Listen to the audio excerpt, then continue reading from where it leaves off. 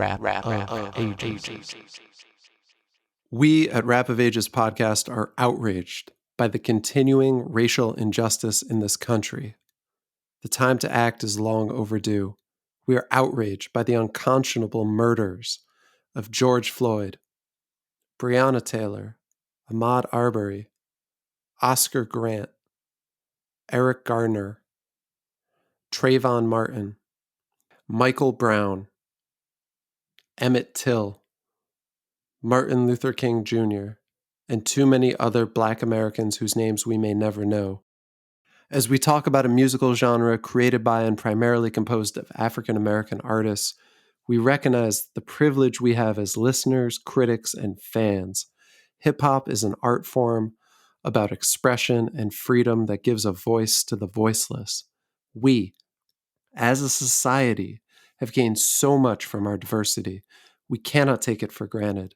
Even though our voice may be small, it's vital that we take a stand for freedom, justice, and equality. And to know what we are fighting for, we must listen. Listen with an open heart and an open mind and without judgment. I mean, there is real fear out there. There's real issues entrenched in our institutions. And just because I don't personally experience something doesn't mean that it doesn't exist. The easiest thing to do right now is listen. And at a bare minimum, that's what we all should be doing right now. Listen. Bare minimum. We don't have a safe community if it's not safe for everyone, if it's not safe for our neighbors. Building a better world can seem like a big ask and almost too big to fathom, which can lead to inaction. But if we start with our neighborhoods, our local communities, local elections, local organizations, I'm personally blessed to live where I live and how I live. And it is my duty as an American to ensure that all of my neighbors feel the same way. It starts with one, it starts with me, and Black Lives Matter. I am an American Jew of Latino descent. My skin is white, and that provides me privilege that it shouldn't. I was raised Jewish. That means a history of persecution and often being an invisible minority. It isn't the same. But it's enough to know that I have a particular responsibility to stand up for people who are suffering violence and injustice on a daily basis. At this moment in time, it is essential that we all speak out. Being silent is being complicit and supporting the status quo of the continued murdering of Black men, women, and children. Not being racist is not enough. We need to be anti-racist and to reflect on our day-to-day decisions, interactions, and the larger systems we exist in.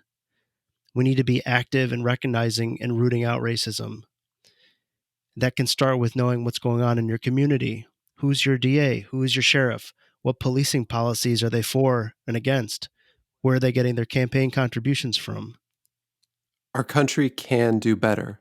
It must. I raise a fist with all who protest. I raise a fist for all who suffer. I raise a fist with all those who are angry and fed up. Until we are all free, none of us truly are. If you want to help, there are many ways. Protesting is important and vital. If you can do it, please wear a mask and protect yourself and your family. Money talks. This is America. Give to a cause that supports ending police brutality or racial injustice. My family is supporting Campaign Zero and the St. Malachy School in Philadelphia, where my wife's family is from. Give locally where you can. Support Black-owned businesses. Till we are proactive in balancing the scales, there won't be change. Check out officialblackwallstreet.com for Black-owned businesses near you.